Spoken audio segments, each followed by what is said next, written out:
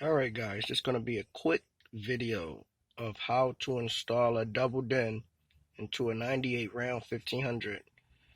Everybody know that the DIN is a DIN and a half. So basically what you got to do, I've lined up my radio and I cut it out with a Dremel. This is what my radio looked like.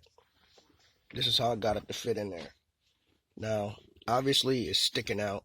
I had to make some brackets. Because I bought this used, it didn't come with brackets. It was just a head unit, and I had to get the harness.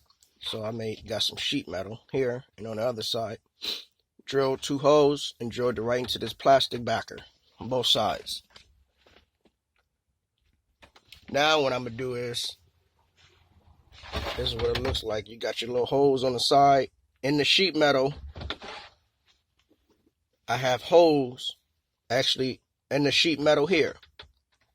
On the side where the screws go, it's only 4 holes. 1, 2, 3, 4 is multiple, but in the sheet metal, I just took a drilled a hole, and went all the way across from side to side, probably about a 1/4 inch. So that way, when I put the screws in, I can adjust the width, or I'm sorry, the depth of if I want the radio to sit all the way in or all the way out, depending on your preference. If you want it to be all the way in like this, you put it on there, screw it down, or you can pull it all the way out, depending on what you want. So, took a Dremeled it out. That's how I got it that far. Next thing is preference. A lot of people, I can't really find a lot of videos, but a lot of people, what they do is, hold on 1 second. Okay, I'm back. A lot of people kept asking. I put my bezel back on. I'm sorry, that's what took so long. A lot of people kept asking, well, my buddy did my radio, but mine sit way back. How do you get yours to come forward? I said, well, the way you put the bracket on is you would put the radio where you want it. See, mine's sticking out a little. It's not 100% around the goddamn rim. I don't give a shit. But as long as you push your radio out to where you want it, that's how you make it flush with this outside rim here. Because if it's all the way in, what a lot of people do is they get body filler or whatever other type of shit that they want to do. I'm not saying it's wrong, but to me, that's just, it takes too goddamn long. Now you got to body fill this shit in. First, you got to put a backer behind this so that the body filler can stick, so you can build off of it. Then you got to sand it all got the fuck down. Then you got to paint the goddamn thing. It'll look stupid if you paint just this shit. So they paint the whole thing. I'm not saying it's wrong, but to me, take too goddamn long. So what I did was 2 things. On the radio, the faceplate that sits over the front of the radio, it really goes from the back to the front. But I figured I can use that up front to eliminate this gap. Also, it takes away this hard, uneven edge all the way around. So I said, that looks good. Shit. That looks better because it takes away the hard edge. It's straight all the way across. But then I said I still have a gap there. So what I did was, I went and got some plastic. And this is what I created. I used this front plate, cut out the hole of the diameter to sit over the radio, but I made it about 2 inches longer on each side.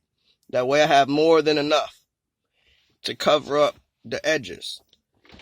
And you let me know if that's easier or if that's harder. Does that look better or not? But then by me cutting it, obviously I still had to paint this. I had to do too much.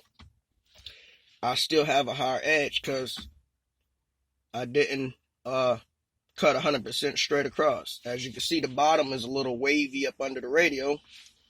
So I was thinking, should I just use the front plate, be done with it, or take the front plate that came with the radio, sit it over it, and it takes away the hard edge as well. Actually, I think I like that better.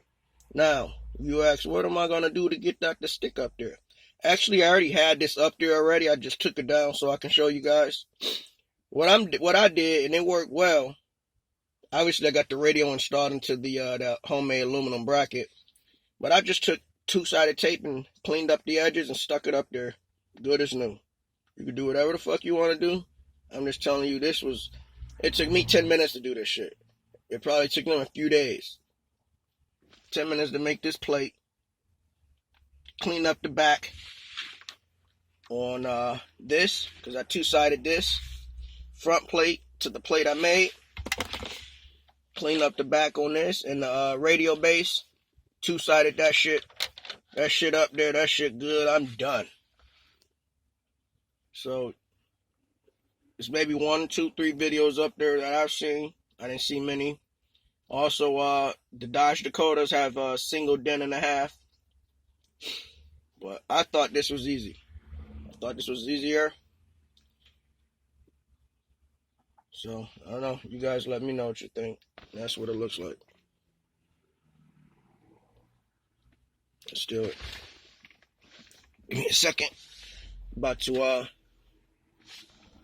put my two-sided tape back up there. Because that way, when you need to get rid of the radio or whatever, you ain't got to pull all that shit out.